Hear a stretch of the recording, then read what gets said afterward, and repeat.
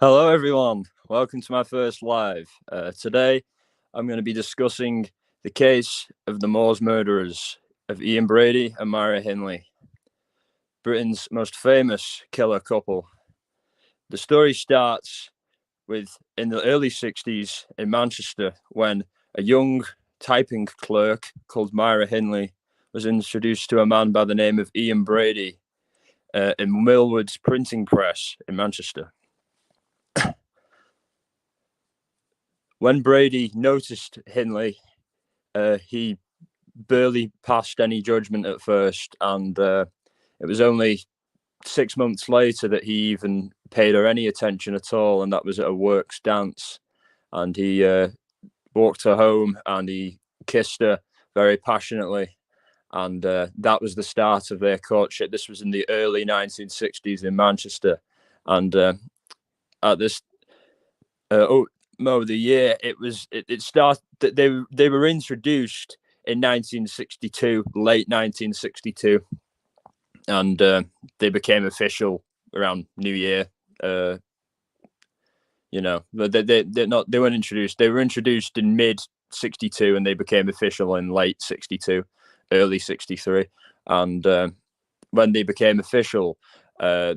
Myra Hindley, in particular, her personality totally changed. Before meeting Ian Brady, Myra Hindley was a devout Roman Catholic, and once she met Ian Brady, she removed religion from her life altogether, and in many ways, her religion became Ian Brady instead of Roman Catholicism.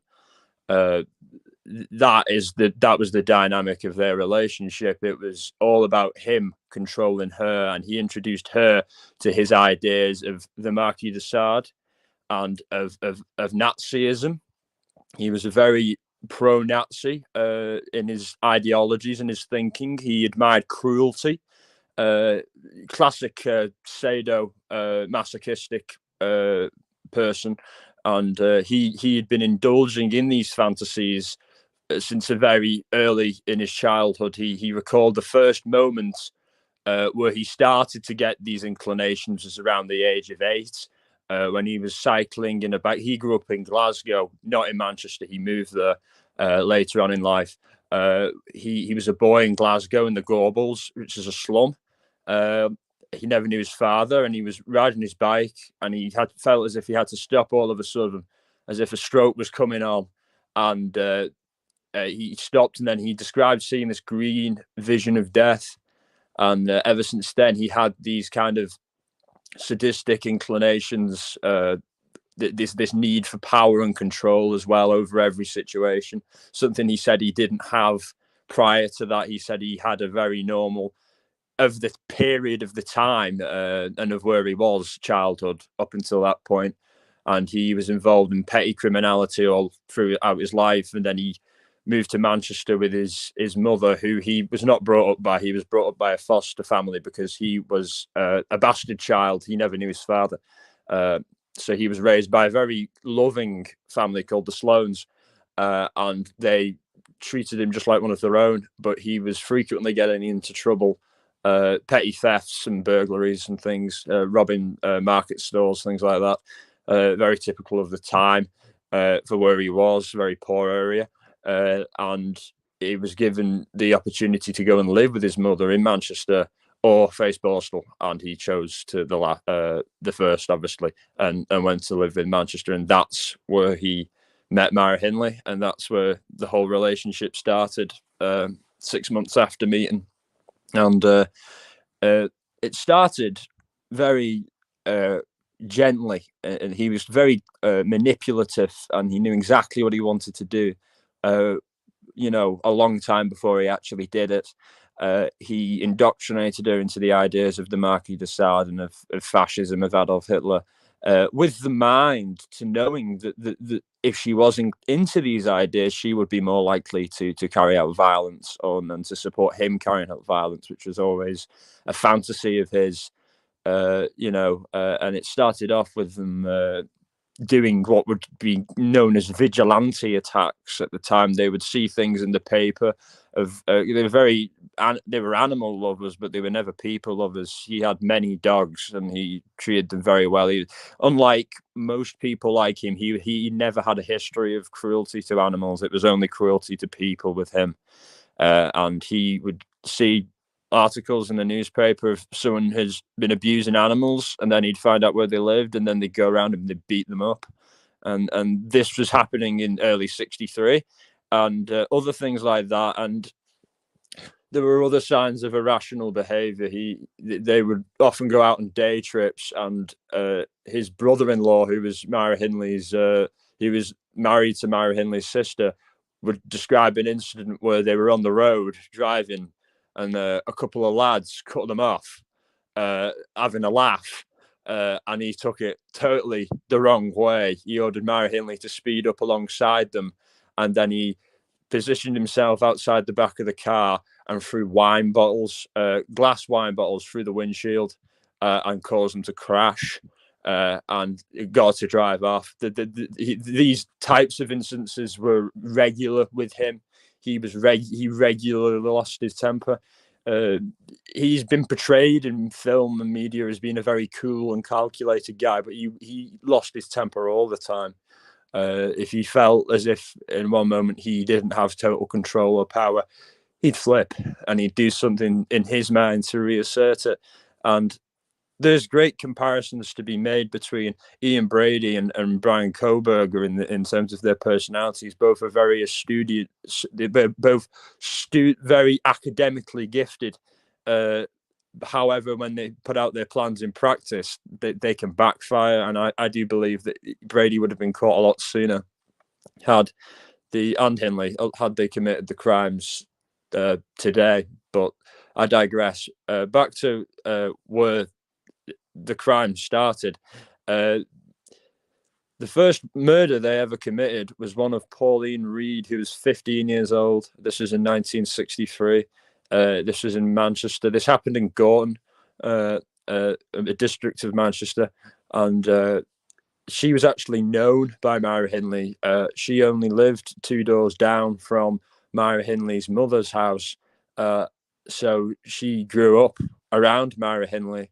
And Ian Brady ordered, the plan was going in that Myra would drive out in the car and Ian Brady would follow along on his motorcycle and flash the lights if a suitable victim came along for them to abduct. And Pauline came along, and Myra said that she'd lost a glove up on the moors, where her and Ian were known to always go and drink and enjoy the scenery and take photographs. And thanks,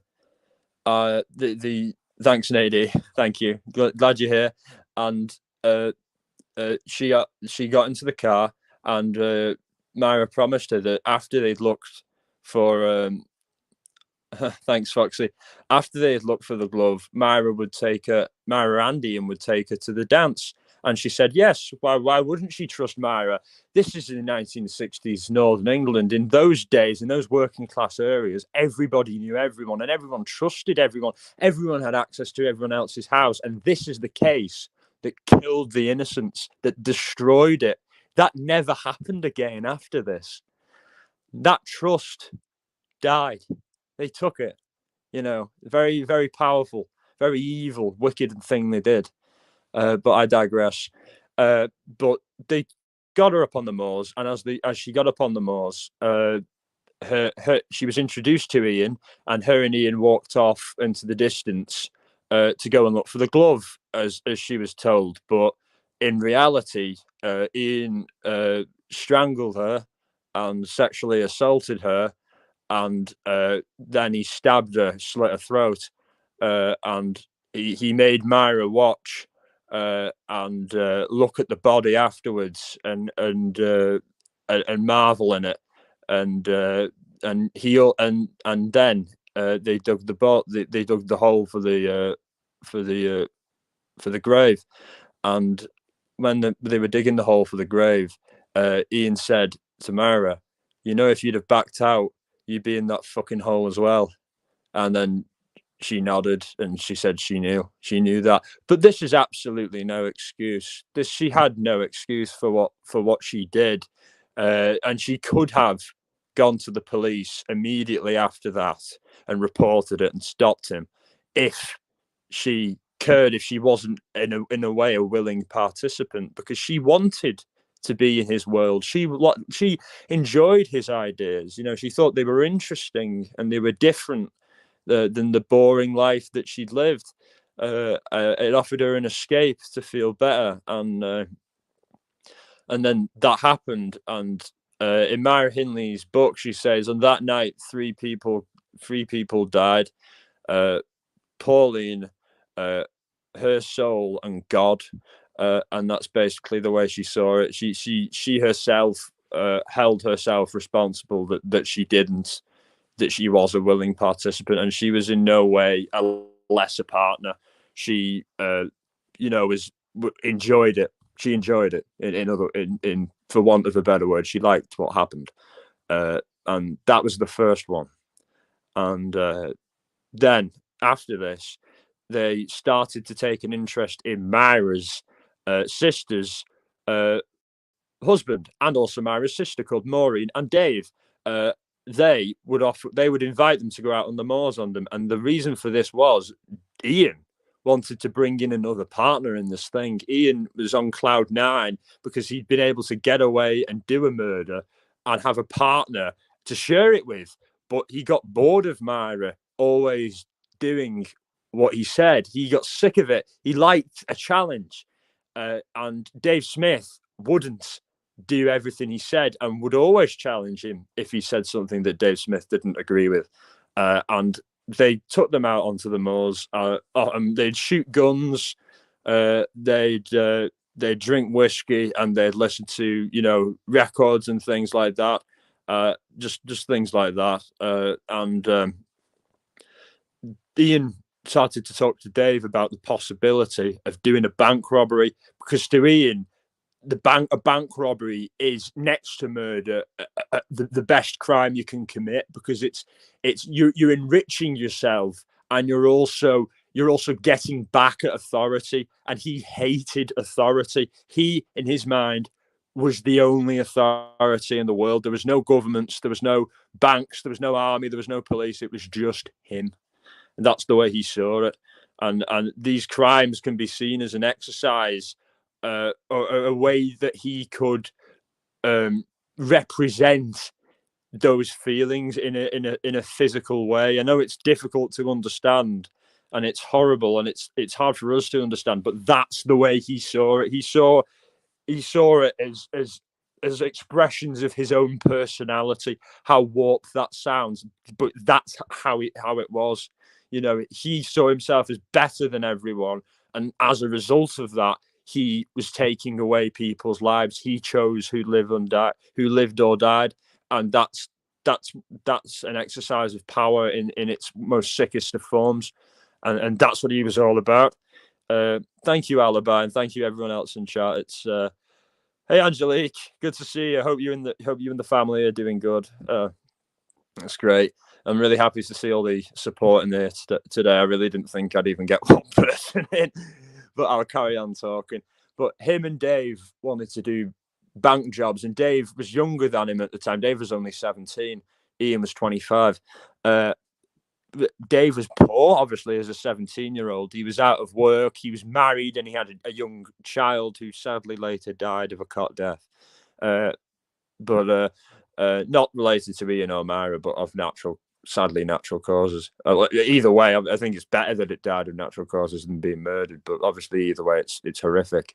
And but as a result of these things, Dave was under great pressure to provide with money, because Maureen and him were about to be evicted by the council from their flat. So Ian took advantage of this and said, right, we're going to do a bank robbery.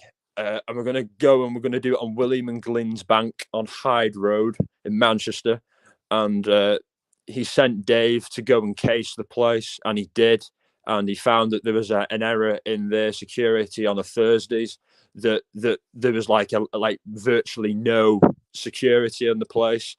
and they were going to use guns, but Dave only wanted to use blank rounds. He didn't want to put live rounds in because he didn't want to kill anyone, because he wasn't a killer. He was a thief. He was a thief, and he was maybe a robber, but he wasn't a killer. And that's the mistake Ian Brady made.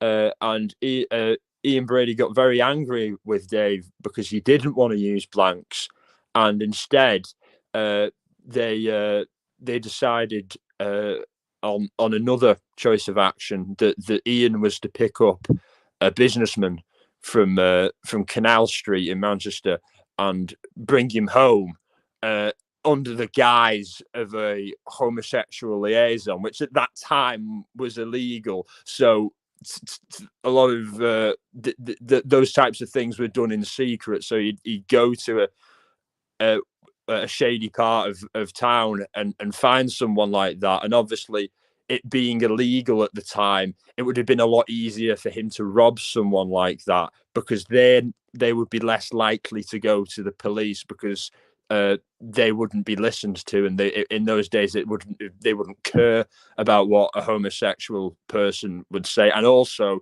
these people may be married with wives, and they wouldn't want to go home and have to explain to wifey how they came by beating. So that was the plan, in Dave's mind anyway. So then Maureen had no idea about this, Dave's wife, who was Myra's sister. And then on late at night in 1964, I think this was around February, Myra came to get Dave and brought him over to the house, which they shared, Myra and Ian, with Myra's grandmother, who Ian had doped up on sleeping tablets so she wouldn't hear any of this. And Ian had brought back not a businessman from the town centre.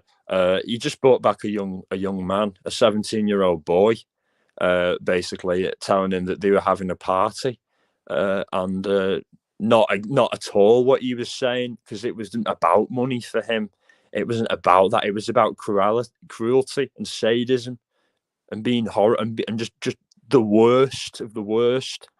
And he may have saw that this boy was a wee bit vulnerable, and that's why he targeted him. And it's just so sad. And then as Dave Smith walked in the house, Ian was bashing the poor guy's brains in with a hatchet, and Dave couldn't do anything. He was just frozen still, totally catatonic. And you got to think about Ethan, and being, seeing something that's so unbelievable, and a situation that you just couldn't fathom. It's so normal to just freeze up. It's just so normal, you know what I mean? And that shows you that you don't know what you have no idea how you're going to react, because you don't want to think about these things being possible. And then Dave had to stay, and he cleaned up, and Myra made comments. This is how you know she wasn't an unwilling participant. She made comments about how amazing it was when the first blow registered, the look in his eyes, how he was like a deer in front of headlights, like he never knew anything, he never felt anything. And she kept saying, I saw the first blow register. And that in itself shows how sick she was as well, and how they were just as bad as each other. And just because she was a woman doesn't mean she was anyway kind, or had any instincts of motherliness or anything like that. No, they both had zero parental instincts or any acts of or any type of compassion in them. That was all what they stood for. That, and Dave Smith was terrified, and only 17 at the time. Remember, and these people are in their mid 20s, so they're a lot older than him. Especially when you're that age, it's a big gap in maturity. And he felt terrified, and obviously just seen them kill. So he was expecting, if he didn't clean up with them, that they'd do the same to him. And it didn't. The boy didn't have any money, so it didn't fix his money problems, and that horrified Dave even more, because he knew at that point that Ian it was all about the slaughter with Ian, that Ian didn't want to help him with his money problems, that Ian wasn't like him in any way, and that he'd made a terrible mistake getting close to him. And then he went straight back, and he was bawling his eyes out and vomiting. And Maureen found him, and he told her what had happened. And first thing in the morning, they went to the police station, and they made a full confession about it. And that's basically. And then they went back, and then the police obviously took the confession, believed what they said, because Dave Smith was still covered in the poor boy's blood when he went in to report the murder. He hadn't had a chance to change from the night before because he was so petrified of Ian coming round the house and thinking, oh no, I've got to do him in now because he knows too much. So he was literally up all night with Maureen with a hatchet in his hand, waiting for Ian to try and get into the house so he could protect him and his wife. And it's just horrific. And they went into the house, the police, and dressed as milkmen, because Dave Smith had told them that they had guns in the house, which they did. So the police, in order to avoid any kind of situation, disguised themselves as milkmen, knocked on the door and said, "We've got your milk." And then they handed over the warrant, and they walked in, and then they found the body of the poor boy wrapped in polythene. And they were both brought in. Ian was charged at first. Myra was let go because there was a lack of evidence. But as the investigation came along, obviously Dave Smith had helped the police a lot in finding certain things. And at that point, the police thought that this was just one murder. This is just an open and shut case, basically. And at this time, in the UK, whilst they were arrested, hanging was still illegal and done for death and treason and other crimes like that. But when they finally got to court and were sentenced, it had been abolished. And I think a lot of people were very sad that was the case. And I can certainly understand why. I'm not usually for that type of thing, but I in their case, I can see the arguments for it a lot clearer than I can the arguments against. And it was just a horrific thing. And when the police were interviewing them, they managed to find evidence that was incredible evidence that Dave Smith had helped them dispose of certain incriminating things before they did the robbery, suitcases and whatnot, books and things. But in one of those suitcases that the police managed to find in a left luggage locker in a train station was a tape. And that tape, yes, Foxy, they're both dead now. Ian died in 2017 and Myra Hindley died in 2002. Way too long lives, in my opinion. And when they found that tape was the bombshell of the case. And I'm not going to go into graphic detail about what's on the tape, but let's just say they were hurting a very poor little girl.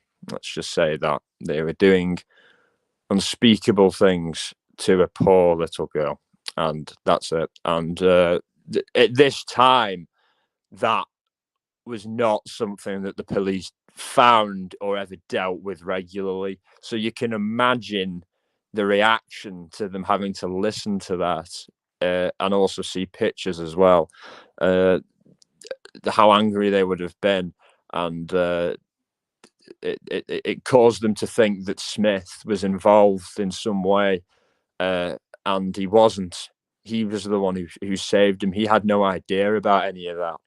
All he knew about was the robbery that turned into a slaughter of Edward Evans, the one I'd previously just spoke about. He had no idea of Pauline or of this young girl, Leslie Ann Downey, who was only 10. She was abducted from a fairground in Boxing Day, 1963. For those of you who don't know what Boxing Day is, that's the 26th of December. That's after Christmas. Hi, Criminality. It's nice to see you here. We're just talking about the Moors murders. Pretty dark subject, but I'm doing my best to try and keep it a bit light, and as much as I can. But yeah, as I was saying, she was abducted from a fairground in the day after Christmas, so the 26th of December, 1963, and they lured her in by saying they were going to give her some sweets, basically, and it was Myra who lured her in. Myra knew exactly what they were going to do to this poor girl, and so she was in a way worse than Ian, because if it wasn't for Myra, he wouldn't have been able to have done half of these crimes, because no kid would have gone with him, because he was a strange guy with no social skills whatsoever, just like Brian Koberger, a guy who had zero social skills and tried his hardest to be that way, but just came off as massively phony, like he was always putting on a front. And people hate that, and people can smell it from a mile off, and that could be. And Foxy, the little girl, was only 10 at the time. Sorry, yeah, it's a horrible, horrible thing. And her mother never her mother never, you know, I know, Carl Jim, nice to see you. Her mother, never, got over it as you never would, and she campaigned for them to get the death penalty, which I can very much understand, and I couldn't imagine anyone who would have a problem with that, And yeah, 10 is so young, and I want to reflect more on the victims now, because I don't want to. It's important to talk about them, because they deserve more to be mentioned more than those two sick bastards,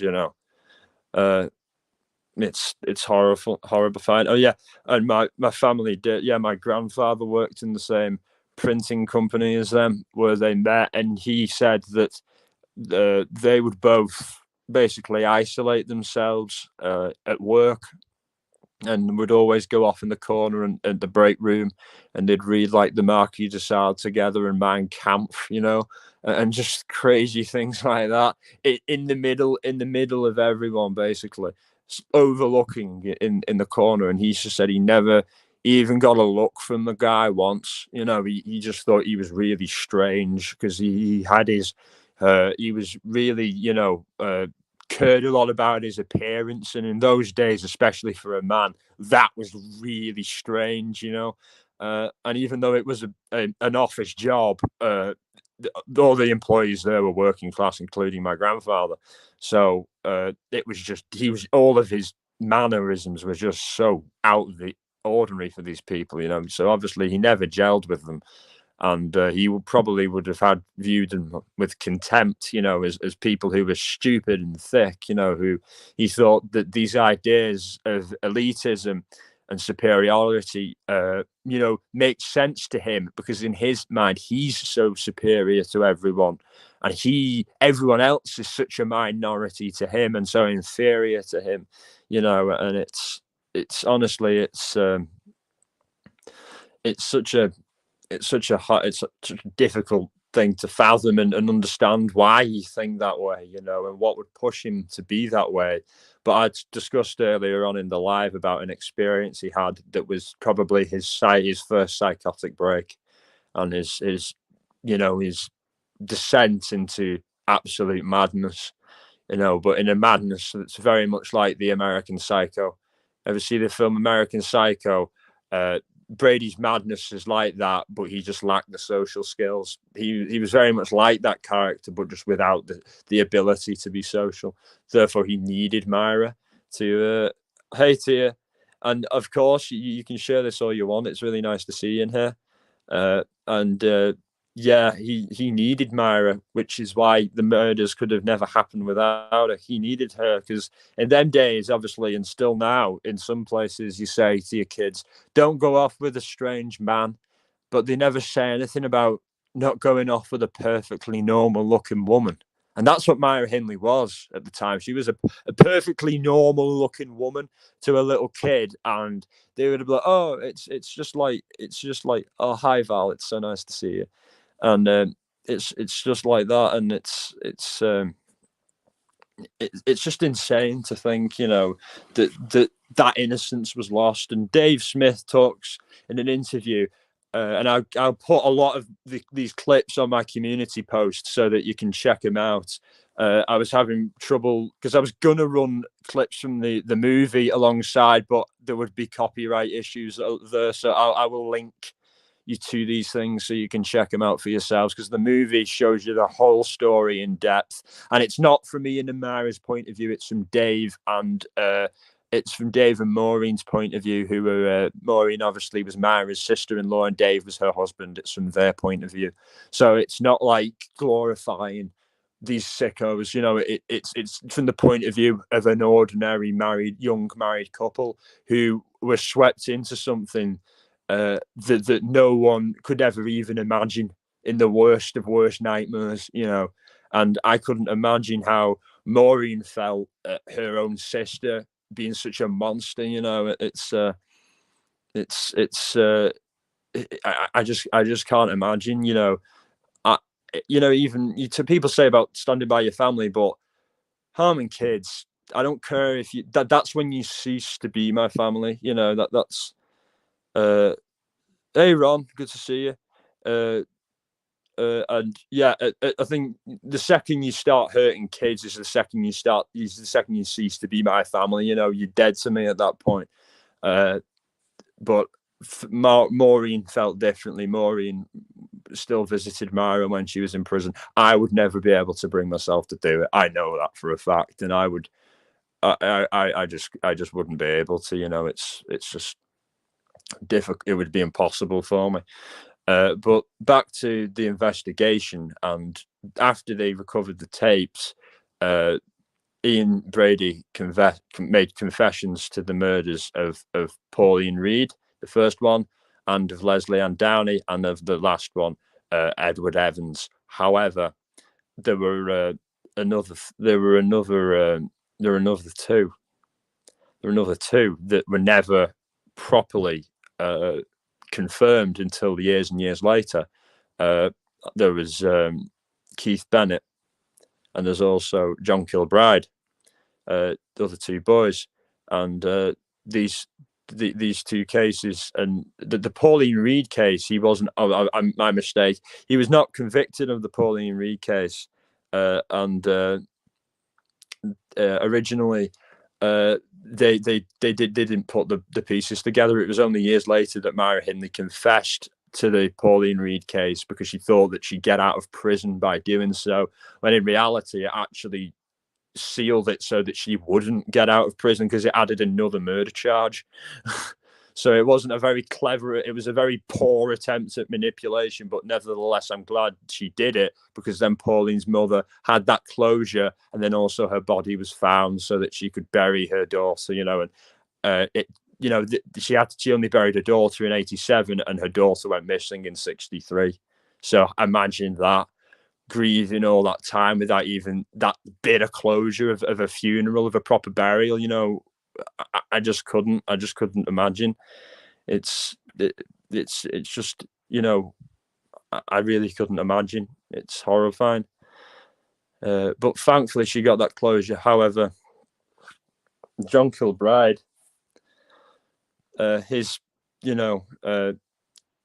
he was found as well, thankfully, when they were digging for more bodies after they'd already arrested them. He was found, and his family got a burial. His mother identified him by his shoes, which were still preserved in the peat, because they were buried in peat gullies, and that's how she identified him. Horrifying, so sad. And the one body that has never been found is that of Keith Bennett, and Keith Bennett has never been found. His mother sadly died in 2012, about 85, still not having buried her son.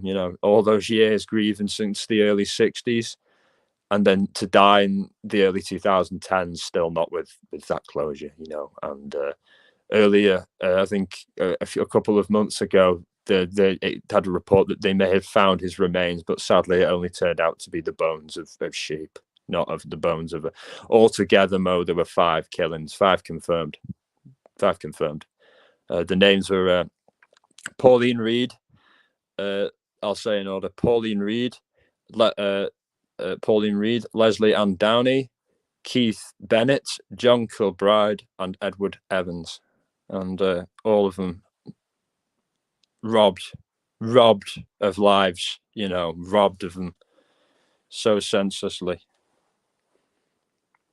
Exactly, Jamie. It was horrific that she never knew where he was, and we still don't know where he was. And that was the in the sickest of sick ways. That was that gave Ian Brady so much pleasure and joy when he was in prison. That's what kept him going, because in his mind, that was the last bit of power he held, the last piece of the jigsaw that he could keep taunting the victims of his crimes with. And back in the reason, they found the other, they found two, but didn't find the last one. No, they didn't. They didn't finally catch Myra. They caught Myra because her voice was on the tape of the horrible of what they did to the poor Leslie Ann Downey. Her voice was the main voice on the tape. In I'm not going to go into detail, but they were mistreating her, and her voice was the main one on the tape. Brady's was barely heard. All Brady did was tell her to shut up.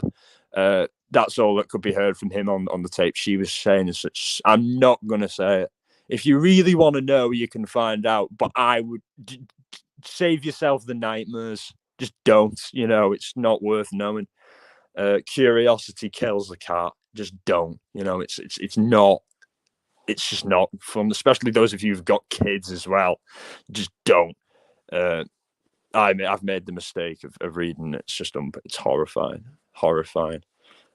Makes you really angry. Makes you really angry that they weren't hung for it.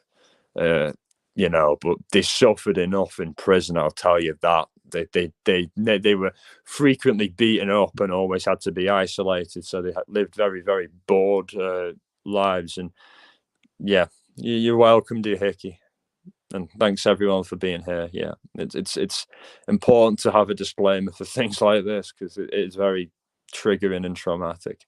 But the reason they called her because she was on the tape, and David also said as well that she was instrumental in it, that she wasn't just an unwilling participant like he was. He never joined in the murder. She was convicted of two killings. She was convicted of the murder of Pauline Reed, not of Pauline. She was convicted of the murder of Leslie Ann Downey and the murder of Keith Bennett. She was convicted in all the other cases of accessory to murder. And Ian Brady was convicted of the first three, and then later on he was convicted of the other two, all first degree murder. And that's how it is. And yeah. No, yeah, exactly. They suffered a long time in prison, in captivity. Yeah, exactly. That's good. And that's how it was. And in the late 80s, it was.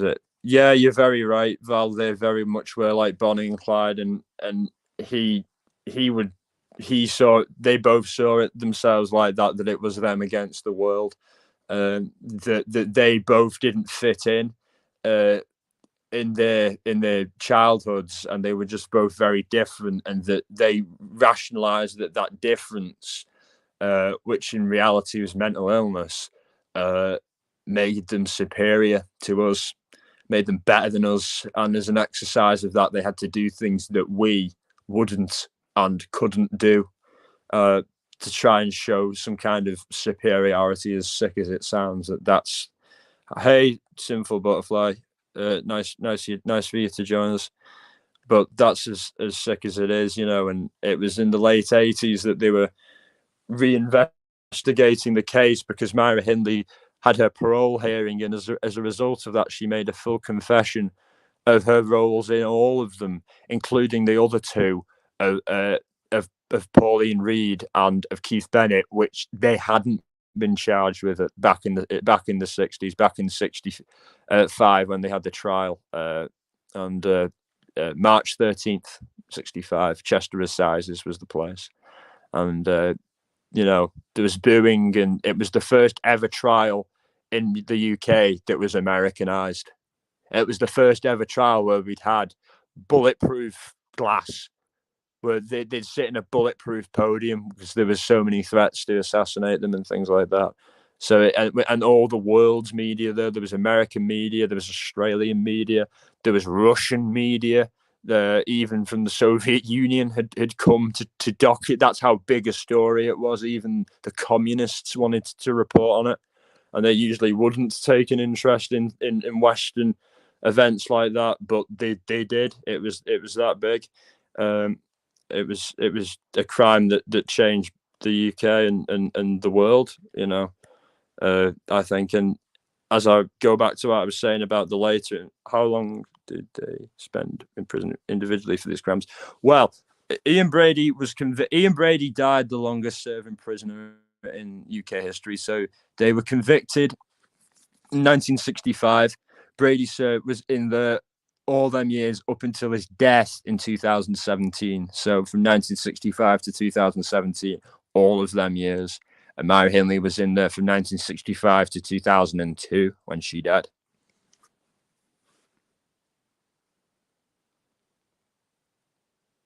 Yeah, Corey, there's a lot of good documentaries about them. All of them are really good. And one that's, but I think so, really good is the Moore's Murders Code. And it was really complex documentary that discusses Ian Brady's codes, because he would speak and he would write in code, because that was his way of having hidden messages, because he was all about hidden messages and secret meanings. Because it's not uncommon for someone who had his particular mental condition, which he was a diagnosed schizophrenic, to speak in metaphor and allegory and coax that mental illness within, metaphor and allegory, and saying things that really don't make sense to most people, but to him really do. It's a really interesting thing. Jamie, that's really interesting. That your grandfather, great grandfather, met Bonnie and Clyde. That's really interesting. That's really interesting. I'd love to hear about that sometimes. If you can get more information, that'd be great. Really, really interested to hear that. But yeah, I mean, what triggered the later investigations was Myra Hindley wanted to get out in '87, and obviously many people were against it. But she thought by making a full confession that she'd get parole eventually, when she didn't. Hey, Punksy. But she'd get parole eventually, and that's very true, Mo. At least they didn't, But she thought she'd get parole eventually, and as then they went back on the moors, the police, to start digging and looking for bodies, and they brought her and Brady back on the moors on separate occasions to look for bodies, and she seemed very disorientated by the place, and like she had she seemed like she didn't know exactly where she was, according to the people. But that may have been because of the medication she was on. But when Brady went there, he was very clear about where he was, and he took like definite steps, saying, right, in this direction, over here, and then he'd go, who put that hill over there? And he'd say it as if he was joking, But in reality, what I think he was doing, he wasn't helping them at all. He was checking to see if they were on the right trail, if they knew in any way were he buried the last victim, Keith Bennett. Were his how close were they? And I think he directed them the opposite way of where he actually was buried. So that, I think, was a complete exercise in futility, because he was never going to help them, and they should have known that in his personality. He was all to him, going out was an opportunity to check if they were on the trail, or attention and publicity, and a chance to be in the spotlight again, because they needed loads and loads of armed police, and there was a helicopter flying over trying to get news footage of him. So to him, someone with such a narcissism, that would have put him on cloud nine. He wouldn't have had that much pleasure since he did his crimes. And I think that was a terrible mistake to even do that. They could have just taken off the information Myra Hindley had given them. It did lead to the finding of Pauline Reed, and she did get her burial. But as I say, in 87. But as I say, Keith Bennett's never been found. And I don't know if he ever will. But you never know. Hopefully one day, because he still has family. He still has brothers alive. Who knew him very well and who miss him even to this day. So that would be good for them to have closure. And hopefully, they do find him. I'd just like to say thank you for everyone. It's been great. Thanks Tia for posting, helping me get some people in here. It's been great. I'm thinking next time I do a live, I'll have an open panel thing, and we'll kind of have a free open panel / open topic where we can just talk about anything, And towards the end of this, I will brighten it up a little, just to balance things out, because I believe in balance very strongly. That you can't go too much in one direction; it's unhealthy. Oh, you're very welcome, Valerie. You're very, very welcome. Thank you for being here. I'm so happy you're here, especially Val, because I would love you to have been on panel, but obviously you're busy finding the puppy. So I'm just happy you're here. I really, really appreciate you, and everyone else here is the bomb. You're all amazing. I really appreciate you listening and being so interested, and I love answering your questions. And please feel free to fire as many as you want at me about this case, because I know it's the one I've studied the most, and I'll tell you why. Because I grew up right near to where it happened. In fact, I played a game of rugby as a child. Right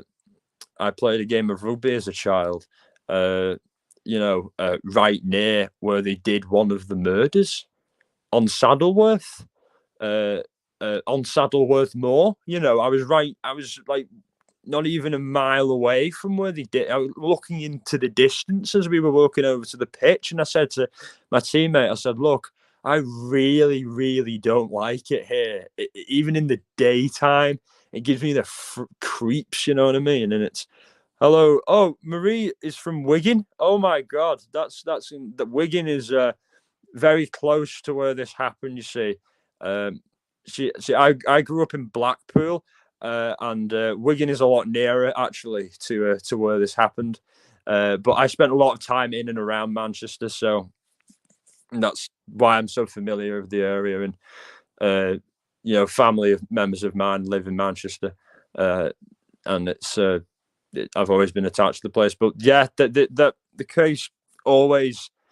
Well, the thing about it was, thank you so much, dear Hickey. I think a lot of people in here are empaths. I know Val is, and I think you probably are. I think everyone here is probably. I think to be into true crime, you have to be an empath. To go and do this digging and and look for the facts and look for the answers and to help. You have to be an empath. But obviously, there are the exceptions of the tragedy pimps, and I don't see any of them in our community, which is a great thing, and we've got something very special, and it's very unique.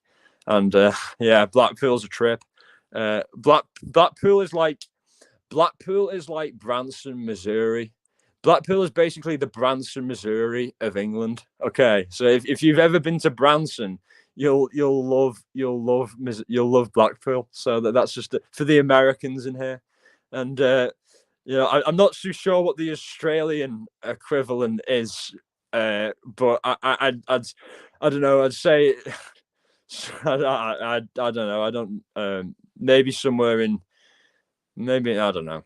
I'm not gonna bother butchering Australian geography.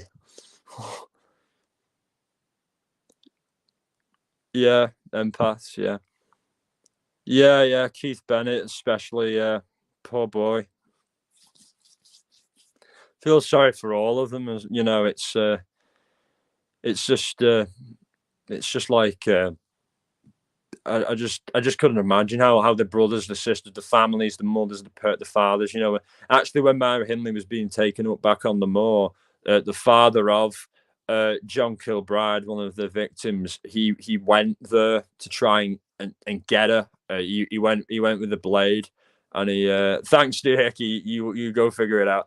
And he went there with a blade, and he was going to try and kill her. And the only reason he didn't was because he was stopped by a police checkpoint, and they arrested him. But they arrested him in a way where like they were really pissed that they had to arrest him, type of thing. You know, I can I couldn't imagine having to hold him back. You know, if it was me, I wouldn't care if they sacked me. I'd let him go for it. You know,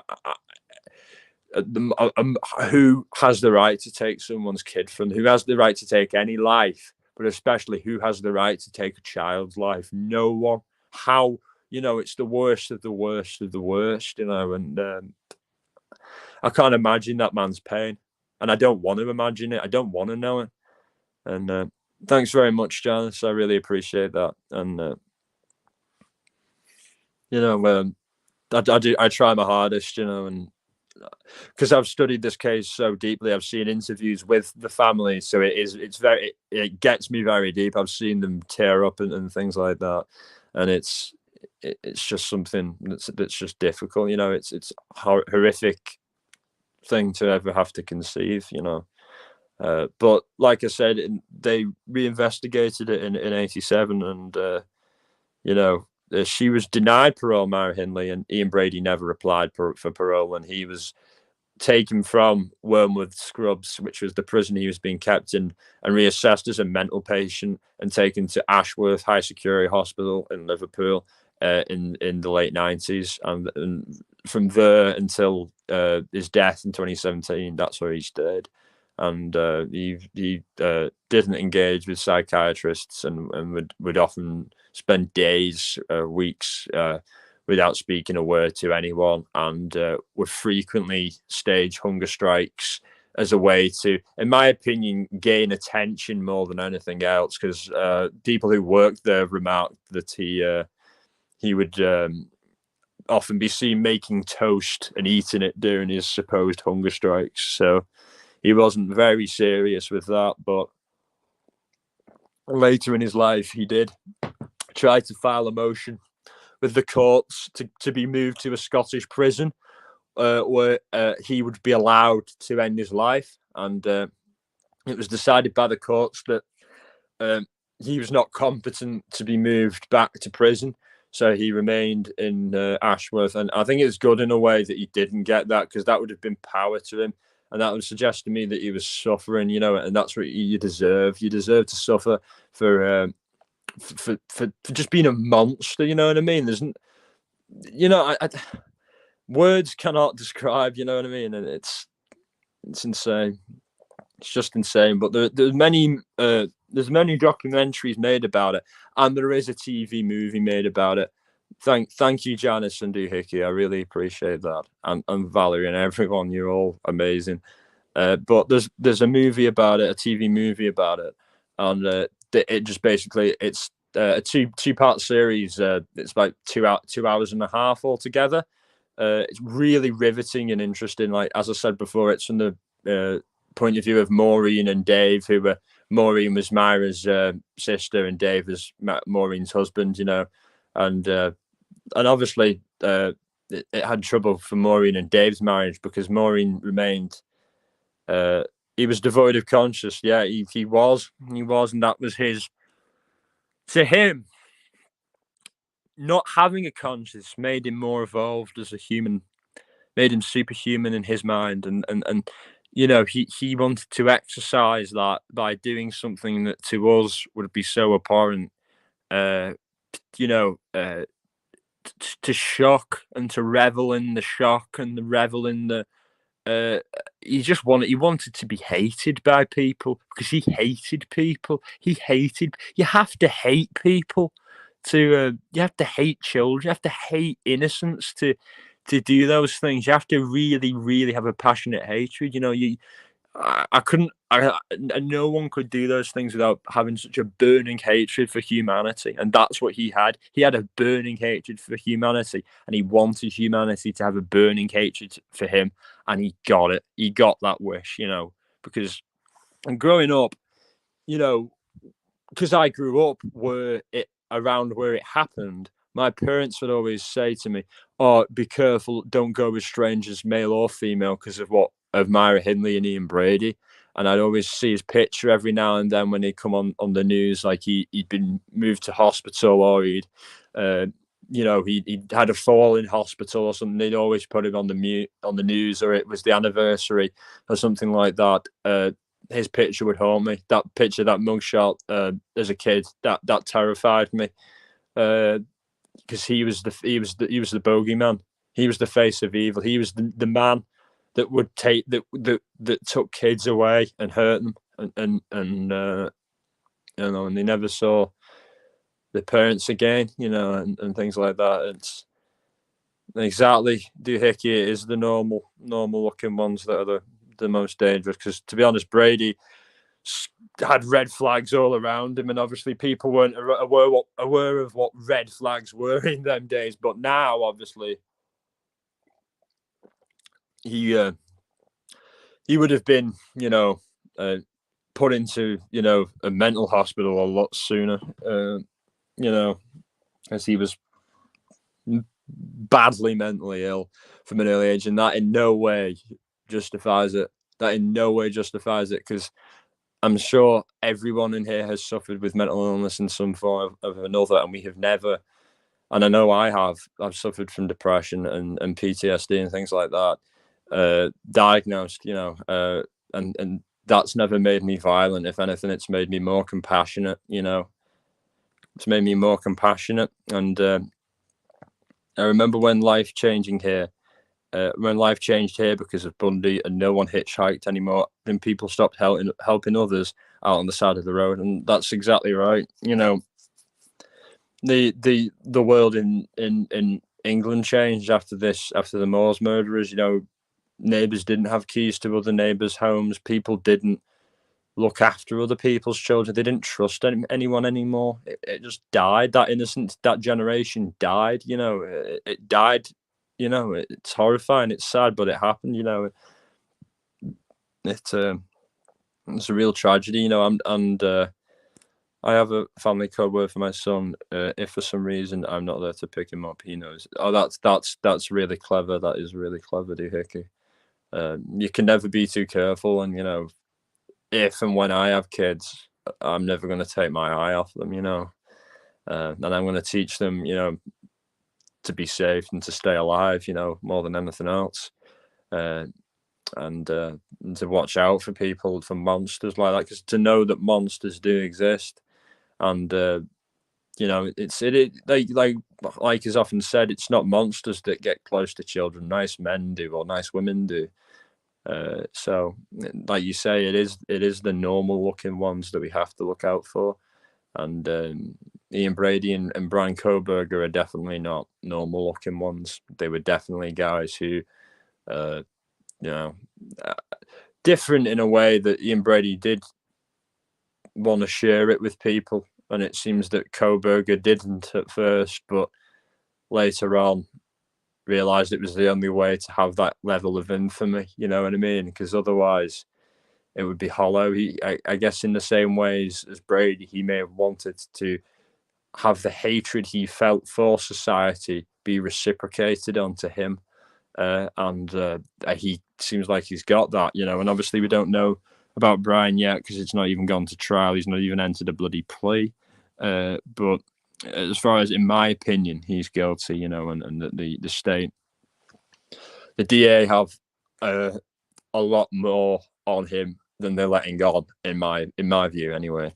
And I know a lot of others think the same, but I I'm not going to carry this on for too much longer because it's been it's nearly an hour since I've done it, and I never intended it to be that long, because obviously other people have got lives to go on, and I don't want to kind of feel like I'm competing with others. It's not about competing; it's about working together and building and helping out each other.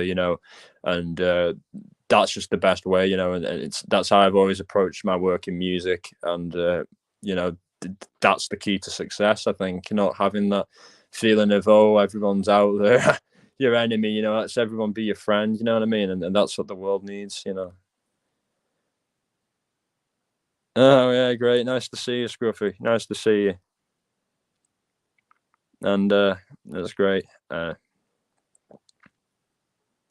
Jamie, we had a man in a van try to get kids on the way home from school last year, reminding me of the 80s. Yeah, it was always like that when we were kids. There was always reports of freaks, going around and doing that. But these days, I suppose it's all done. They don't do that as much anymore. Obviously, they still do, but they do it more. Good to see as well. Obviously, they don't do it like that as much anymore, but they'll be doing it over the internet these days and through cyber. And I think that in it is such a danger, because because people can pretend to be someone they're not so easily on the internet, not so very easily in real life, So it's well, you can obviously, but it's difficult, online, yeah. But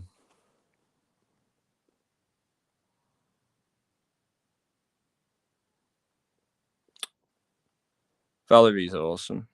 Valerie, you're awesome. Yeah, I mean, I think this has been a really successful live, and I've really enjoyed. It's been it's a terrible, difficult topic to discuss, but I think it's very important to discuss, and it's important to remember the victims and their families, and to think about them, and also to remember this, so we can study it, so that we can, identify people like this before they act, and if there are telltale signs and warning signs about someone, and if they do start talking about doing someone in, call the authorities, because they may not be joking. They may be serious, and you don't know what they're going to go out and do. And you could have saved someone's life by making that call. So make that call. That's what I'm saying. Make it. And it's thank you very much. Thank you all very much. I really appreciate it. And I was a bit shaky at first, admittedly. I was a bit like, but as I got into it, it became second nature. Hello, Candice. It's good to see you in here. And it just became second nature, really, to me. And it's interesting, and I hope you will all, check out the documentaries. And thank you so much, Val. That's a great hashtag. See something, say something. Exactly. No matter how minor, you never know what. If you see one, people are talking about like what he was talking about. People are talking about like Nazism or something like that, or like, sadism and things like that. Just they coach, weird things in forms of jokes. That's when these are warning signs, because these kind of jokes are oftentimes them, hiding in plain sight. You've got to be able to.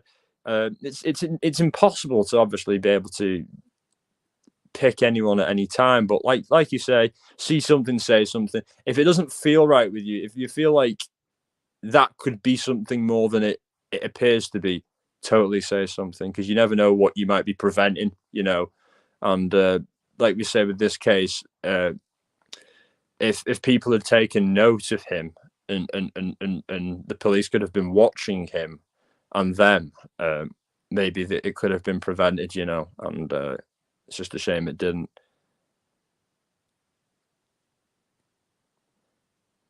Bro, I enjoyed the whole stream. It's good to see actual content subjects being discussed, not mine, but nubbing ego babble. Great job, thank you. Yeah.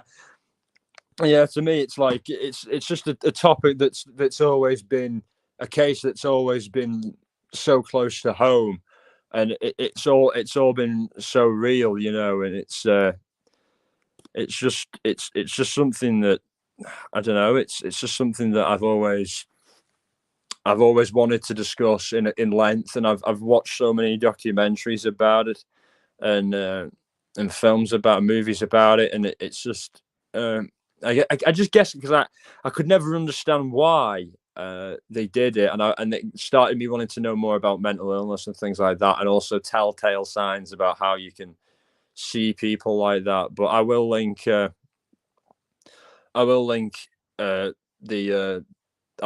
it in the link to the movies. It's on the Internet Archives because it used to be on YouTube, but they took it down for copyright. But it's on the Internet Archives.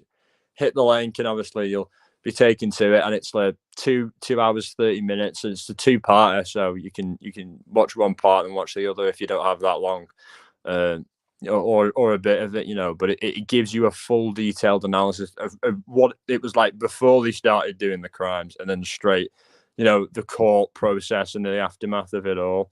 And yeah, there's been a few. From where I come from, where I grew up, there's a few cases, and where I live now, it seems there's a few cases as well. So for those of you who don't know, I immigrated to Pennsylvania, and Mr. Coburg is from Pennsylvania, and obviously I'm not too far from Philadelphia, and they obviously call Philadelphia Philadelphia. So there's a lot of things to discuss from there, which I would also be interested in discussing as well, because I've become very interested in those, because I go to walk in these suburbs, and a lot of these places are just like total ghost towns at times, and it's going to be incredibly eerie to go to. But yeah, and I've really enjoyed being live, but like I say, I'm gonna wrap it up now. So I hope that you've all. Oh wow, you live in PA too. That's cool. A lot of people on YouTube seem to live in PA. Like Molly Golightly lives in PA, and lots of people do. It seems like a very popular state on the YouTubes, And I actually, I was going to live in the South, but I think, I don't know. I just think I don't deal well with humidity. I prefer the weather up here. It's a lot more like home, so it's a lot easier for me to deal with. But thank you, everyone. I'm going to wrap it up now. Thank you so much, everyone who's been in here. Valerie, Doohickey, everyone else, Scruffy, everyone, everyone here. Oh, Alibi, you're here. Oh my God, that's even more people. Wow, that's really interesting. They have a lot of greyhounds. Yeah, I've never been on like a greyhound trip. I should, because it's a great way to see a lot of the country, But I just haven't, I've been busy with work, with music, working on my music, and wow, Candace is as well. Wow, we should form like a group. It's crazy. It's very odd, but thank you so much. I can't wait to do my next live, either Doohickey, and I hope you have all great evenings. And I'd just like to thank you all for coming. It's been an absolute pleasure. So peace and love, and remember, cherish your family, hold them tight, cherish your loved ones, and look out for the bad people and the sick people, and don't hesitate to raise any alarm bells if you feel it's necessary. So that's my message. Have a great evening, everyone. Thank you very much, Scruffy, and thank you so much, Valerie, and everyone. You're all the best, honestly, and I can't wait to do it again, and maybe do one over the weekend of just an open panel, to balance out the because today it was a pretty heavy subject, and I'll have an open panel, have lots of people up, and we'll just talk, and we'll just have fun, and we can talk about whatever comes up, and easy going. So have a great evening. Take care. Peace.